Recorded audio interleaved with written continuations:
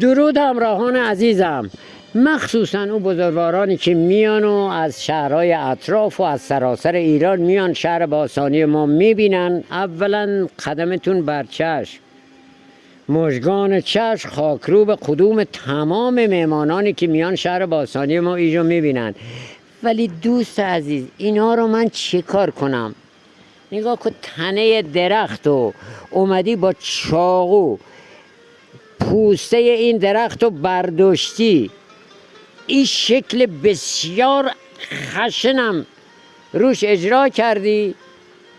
تو کجا؟ توی یه جایی که لااقلا 4000 سال خدمت تاریخی داره.